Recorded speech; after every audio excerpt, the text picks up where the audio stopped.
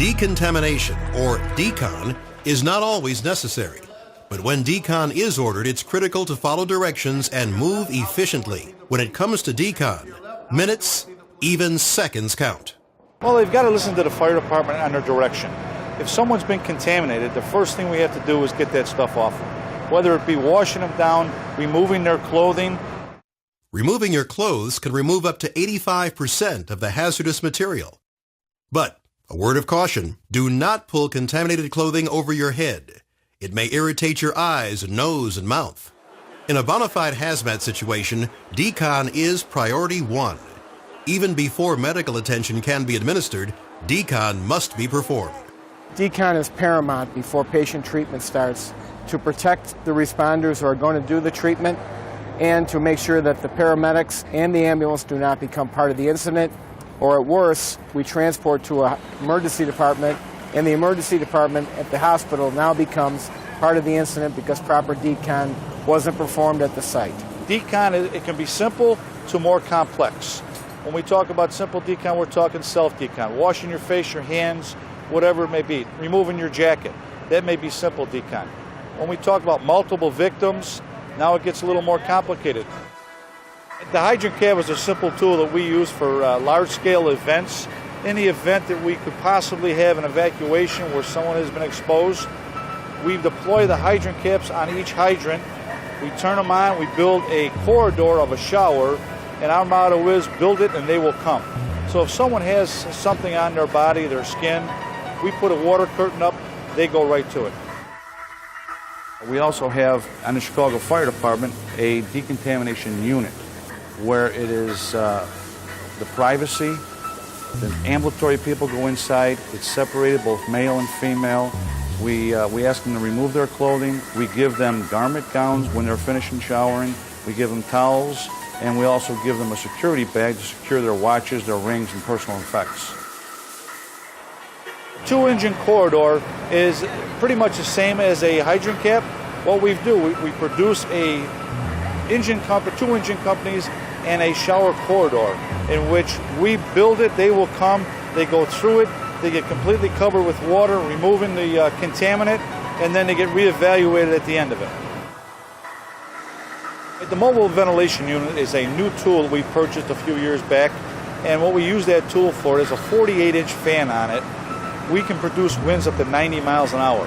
It's useful because we can ventilate a high-rise building in a matter of minutes. But it also has the adapter to put a hose line on it. As you've seen, we can create a personal mass decon shower. The Decon tent is a mobile tent brought in by the hazmat team where we can set it up in a matter of minutes. So if we have 50, maybe 100 people, we can run them through our Decon tent. We have the ability for ambulatory personnel, non-ambulatory people, both male and female, with privacy modesty curtains in between. We run the ambulatory people through the showers and the non-ambulatory, the walking wounded, on backboards in which two firefighters will be inside deconning and removing their clothing. A snorkel basket or a tower ladder, on the basket alone, it has a fog pipe underneath it. What that does, it protects the firefighters that are working over the scene of a hot fire. It keeps the basket cool. But we've utilized it as producing a shower. The three-pool decon is for our first responding teams, our hazmat, our fire personnel, along with the Chicago Police Department if they've been contaminated. We start out at the first pool. It's an equipment drop-off. Because they're wearing so much personal protective equipment, they've got to go through a three-pool decon in which the contaminant is removed.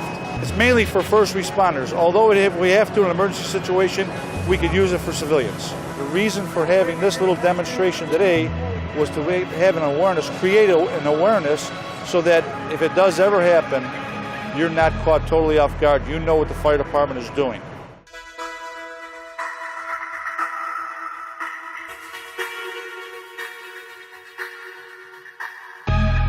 When developing your institution's emergency plan, it is important to consider the following.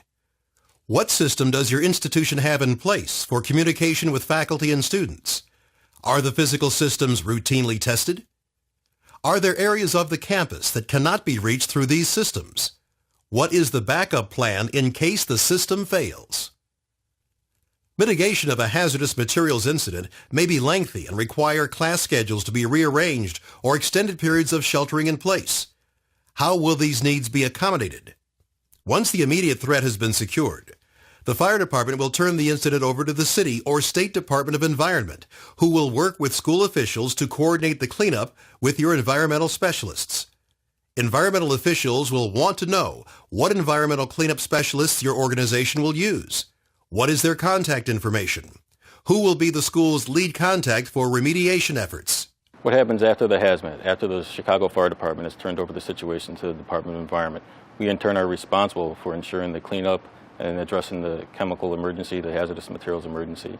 We're expecting the university to have the proper personnel, the records, the vendors, whatever might be needed to address the situation. We're expecting that at the university. I hope that you found the information in this video to be valuable.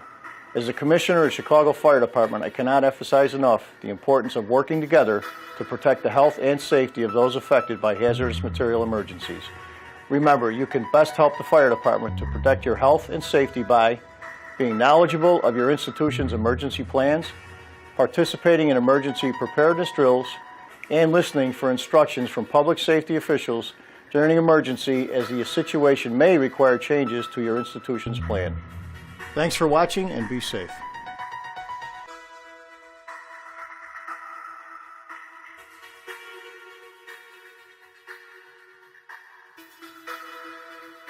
True or false? If a hazmat incident develops at your school, you should always leave the building. The answer is false. In some cases, you should not leave the building. In these instances, you'll be advised to stay in the building or shelter in place. Fill in the blank. Taking off contaminated clothing can remove blank % of hazardous materials. The answer is up to 85% of hazardous materials can be removed by taking off contaminated clothing. In a hazmat situation, what must happen first? Medical treatment or decontamination? The answer is, for the sake of medical personnel and to avoid the spread of hazardous materials, decontamination must occur before medical attention is rendered. Name the method that is not a legitimate decon tool. They are all effective decon tools, all except the air freshener. What's the most likely cause of a hazardous material situation? A. Terrorist attack. B. Natural, accidental causes. The answer is B. Natural or accidental causes are far more likely to trigger a hazmat situation. What are the first 3 actions that should be taken if a hazardous materials incident is suspected? A.